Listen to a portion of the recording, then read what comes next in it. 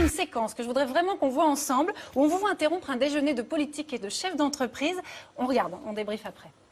Bonjour, on regardait cette table magnifique avec tous ces élus, tous ces députés, ces anciens ministres, c'est formidable, non? Vous parlez de quoi? Parce qu'on voulait vous parler de l'évasion fiscale. Vous dégagez, c'est pas notre problème. Pas de problème. Vous évacuez. La France est en faillite, dit-on.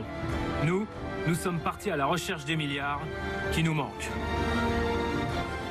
Alors, on a reconnu comme ça Patrick Balkany, Dominique Bussereau, Santini, qui vous disent dégager. Ouais. C'est quand même extrêmement violent.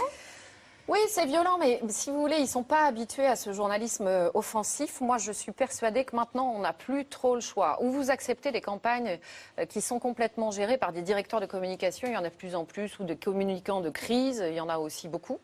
Ou à un moment, vous vous dites, après avoir demandé 28 fois extrêmement poliment une interview, vous avez envoyé des mails, vous avez passé des coups de fil, et on vous refuse toujours. On joue la politique de la chaise vide.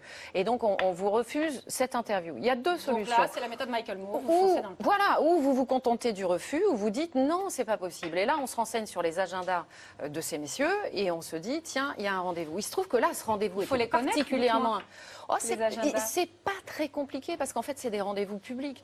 Et si vous voulez, ce qui était très intéressant dans ce déjeuner, c'est un déjeuner qui a été payé par une multinationale du tabac, BAT, British American Tobacco. Prix du déjeuner, 10 000 €. Tout le monde était invité, donc ça ne dérange absolument pas les élus d'être invités par une multinationale du tabac. Il y a une charte de l'OMS qui, normalement, oblige les élus à ne pas avoir de contact avec les multinationales du tabac, pour des raisons de santé publique, on comprend bien. C'est assez normal. La France a ratifié cette charte. Première chose, donc conflit d'intérêts, ça nous intéressait d'aller à ce déjeuner pour ça. Deuxième chose, on a des schémas d'optimisation fiscale de grandes sociétés, de multinationales, dont BAT. Et on se rend compte que BAT ne paie quasiment pas d'impôts en France.